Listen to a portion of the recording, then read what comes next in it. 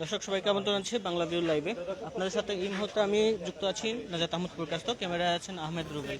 দর্শক আপনারা জানেন সিলেটের নগরীতে বন্যার পরিস্থিতির অবনতি হয়েছে, যে কারণে শত শত মানুষ আসলে তাদের বাড়িঘর ছেড়ে আশ্রয়কেন্দ্রে আশ্রয় নিয়েছেন। এখন আমি আছি সিলেটের চালিবন্দর এলাকায়, যেখানে একটা অস্থায়ী আশ্রয়কেন্দ্র বসন্ত মেমোরিয়াল কিন্ডারগার্টেন, যেটি হচ্ছে এখানে আশ্রয়কেন্দ্র। এখানে বিএনপি নেতাদের পক্ষ থেকে এখানে আসলে ত্রাণ সামগ্রী বিতরণ করা হচ্ছে। সিলেট নগরীর বন্যার্তদের পাশে আসলে বিএনপির যুগ্ম আহ্বায়ক এমদাদ হোসেন চৌধুরী নেতৃত্বে বিএনপির নেতাকর্মীরা আসলে এখানে আশ্রয়কেন্দ্রে যারা উপস্থিত আছেন তারা আসলে তাদেরকে আসলে প্রয়োজনীয় সামগ্রী আসলে প্রদান করা হচ্ছে। আমরা একটু সরাসরি দেখানোর চেষ্টা করছি আসলে এখানে সার্বিক অবস্থাটি। আপনারা আমাদের সাথে থাকুন।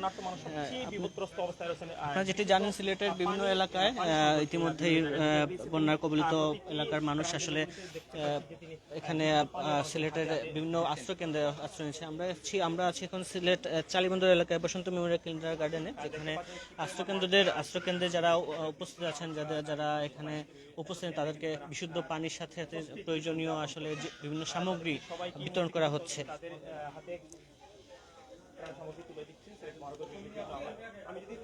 আপনারা জানেন সিলেটের বিভিন্ন বন্যার পরিস্থিতি আসলে অনেকটাই অবনতি হয়েছে। সিলেটের বিভিন্ন নিম্নাঞ্চল আসলে প্লাবিত হচ্ছে। সিলেট শহরের বিভিন্ন এলাকা বন্যার কবলিত আছে মানুষ। সে কারণে আসলে মানুষ তাদের বিভিন্ন সমস্যা নিয়ে আসলে আশ্রয়কেন্দ্রে আশ্রয় নিচ্ছেন, যার কারণে আসলে তারা বিভিন্ন সমস্যার সম্মুখীন হচ্ছেন। বিশুদ্ধ পানি, স্যালাইন বা হচ্ছে বিভিন্ন প্রয়োজনীয় সামগ্রিক অভাবে তারা ভুগছেন। সেই জন্যই আসলে সেই থেকে আসলে বিএনপির পক্ষ থেকে বিএনপি নেতা মহানগর যুগ্ম আহ্বায়ক এমদাদ হোসেন চৌধুরীর নেতৃত্বে আসলে এখানে যারা উপস্থিত আছেন, যারা বন্যা কবলিত যারা আছেন তাদেরকে আসলে বন্যার কারণে বিভিন্ন সামগ্রী বিতরণ করা হচ্ছে। বিশুদ্ধ পানি, স্যালাইন সহ বিভিন্ন প্রয়োজনীয় সামগ্রী বিতরণ করা হচ্ছে। আমরা দেখানোর চেষ্টা করছি আপনার সার্বিক বিষয়গুলো।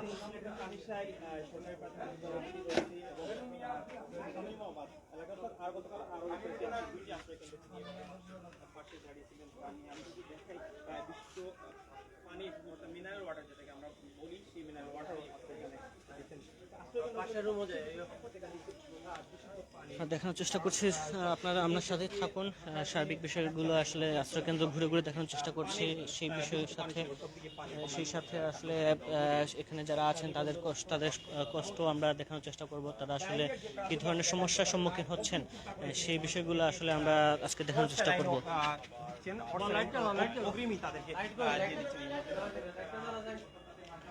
আপনারা জানেন সিলেটের বন্যার পরিস্থিতি ইতিমধ্যে অবনতির দিকে যাচ্ছে। সিলেটের সুরমা, কুশিয়ারা, শাড়ি সহ বিভিন্ন নদীর পানি বিপদসীমার উপর দিয়ে প্রবাহিত হচ্ছে। সে কারণে আসলে মানুষের যে বসত বাড়িতে পানি ঢুকে যাচ্ছে, সেই কারণে তারা আসলে সিলেটের নগরীর বিভিন্ন আশ্রয়কেন্দ্রে আশ্রয় নিচ্ছেন। এবং সাথে সাথে তারা যেটি বলছেন, তারা আসলে এখন বিশুদ্ধ পানির অভাবে অনেকেই ভুগছেন। সে কারণে আসলে বিএনপির পক্ষ থেকে এই উদ্যোগ নেওয়া হয়েছে, যেখানে সিলেট নগরীর বন্যা কবলিতের পাশে বিএনপির যুগ্ম আহ্বায়ক এমদাদ হোসেন চৌধুরী এখানে বিশুদ্ধ পানির সাথে সাথে স্যালাইন, তাছাড়া প্রয়োজনীয় বিভিন্ন সামগ্রী বিতরণ করছেন।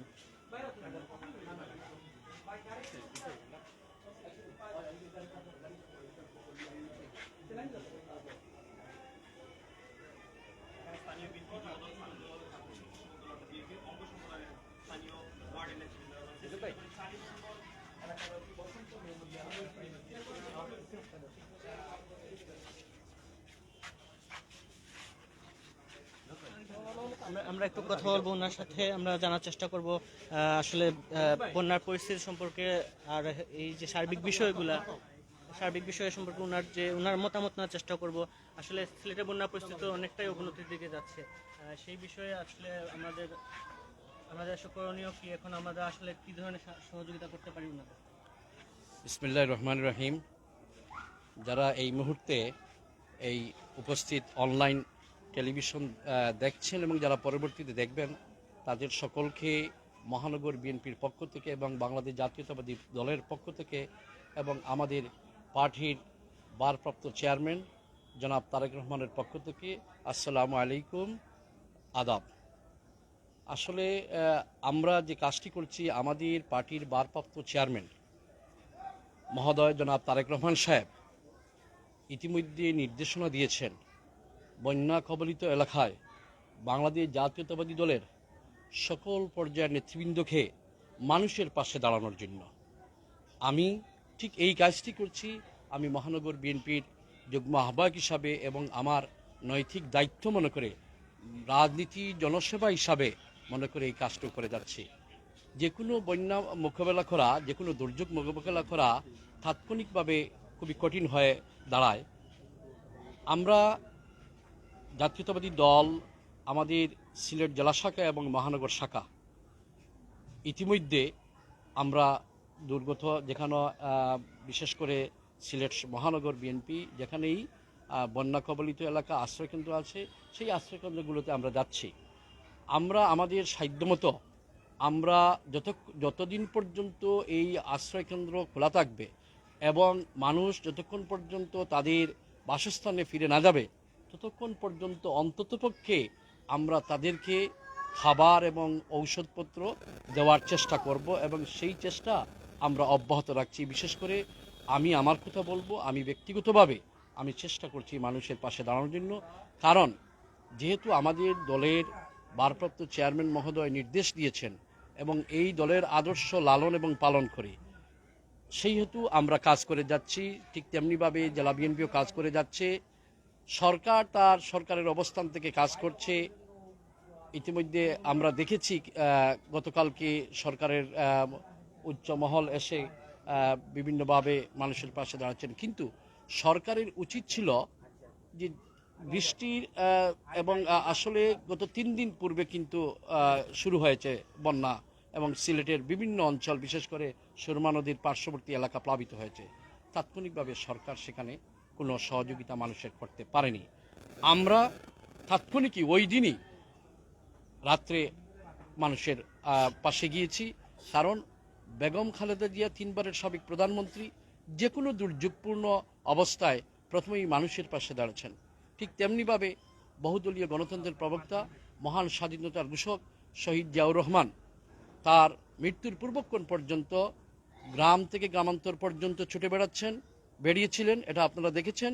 ঠিক তেমনিভাবে আমরা যেহেতু ওই নেতার আদর্শে লালন করি, ওই নেতার আদর্শকে আমরা অনুপ্রাণিত হয়ে এবং বিশেষ করে 3 বারের সাবেক প্রধানমন্ত্রী যখন দেশ পরিচালনা করেছেন তখনও মানুষের পাশে, সাধারণ মানুষের, জনগণের পাশে সবসময় দাঁড়িয়েছিলেন। ঠিক তেমনিভাবে আমাদের পার্টির ভারপ্রাপ্ত চেয়ারম্যান মহোদয় জনাব তারেক রহমান সাহেব সুদূর যুক্তরাজ্য থেকে বাংলাদেশের মানুষের কষ্ট লাভের জন্য আমাদের দলের প্রতিটি নেতাকর্মীকে ঝাঁপিয়ে পড়ার জন্য কাজ করার জন্য বলেছেন। ঠিক তেমনিভাবে আমরা কাজ করে যাচ্ছি।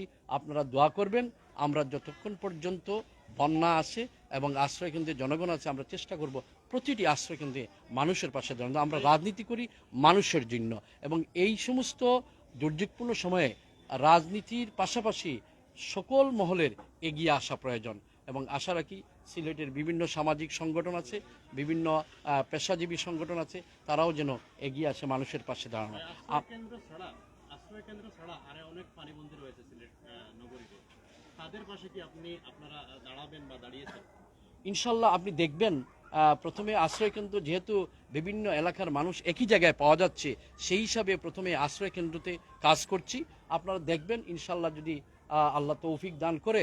এবং যেহেতু আমরা যে দল করি, আমি বারবার একটা কথাই বলি, কারণ বাংলাদেশ জাতীয়তাবাদী দল হচ্ছে জনগণের দল, জনগণের পাশেই যাবে। এবং ইতিমধ্যে আমাদের জেলা বিএনপি আপনারা দেখেছেন কাজ করেছে, মহানগর বিএনপিও ইতিমধ্যে কাজ শুরু করছে। 2-1 দিনের মধ্যে আপনারা দেখবেন, ইভেন আগামীকালকে আমাদের মহানগর বিএনপির প্রোগ্রাম আছে, সেই প্রোগ্রামে দেখবেন আমরা আশ্রয়কেন্দ্রের বাইরে আমরা জনগণের কাছে যাচ্ছি। আমাদের দলীয় নেতাকর্মী ছাড়াও যারা বিভিন্ন মানুষ, জনগোষ্ঠী, বিশেষ করে নদীর তীরবর্তী এলাকায় যারা আছে, আমরা তাদেরকে সহযোগিতা করার চেষ্টা করবো ইনশাল্লাহ। ধন্যবাদ। যেমনটা দেখছিলেন আপনারা, সিলেটের নদীর পানি যে বৃদ্ধির কারণে যারা উপস্থিত যারা এখানে আশ্রয় কেন্দ্রে আশ্রয় নিয়েছেন বিভিন্ন বন্যা কবলিত এলাকা থেকে তাদেরকে আসলে তাদের পাশে আসলে বিএনপি নেতা যুগ্ম আহ্বায়ক এমদাদ হোসেন চৌধুরী বিভিন্ন। আচ্ছা, আমি একজনের সাথে কথা বলবো। আচ্ছা, আপনার বাড়ি কই? বাজিতপুর। এখানে কি আপনার বাড়িতে কি অবস্থা? বাড়ি তো আমরা কিচ্ছু নাই, তো আমরা সিলেট আয় হচ্ছি, তো সিলেটে তাহি পানিতে আপনার কি অবস্থা? পানিটা তো বড় উত্তুটা হানি হচ্ছে, আমরা চলার মতো হাত নাই, বাচ্চা কাচ্চা লইয়া স্কুল আমরা কমিশন আইনে দেখেছি আমরা আইছি।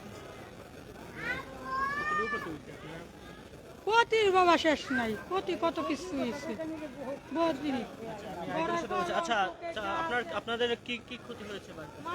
মাল চামেলা, ওই যে ভিন্ন ভিন্ন ধরনের মাল চামেলা, একটা ঘরের একটা সালাবাস করছি, এইগুলি জিনিস কিছু নষ্ট হয়েছে।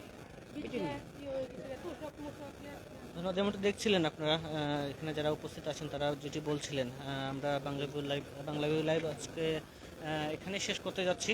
আমরা আগামীতে আবারও কোনো বিষয় নিয়ে আপনার সাথে হাজির হব। সবাইকে ধন্যবাদ জানিয়ে আমরা এখানেই বিদায় নিচ্ছি।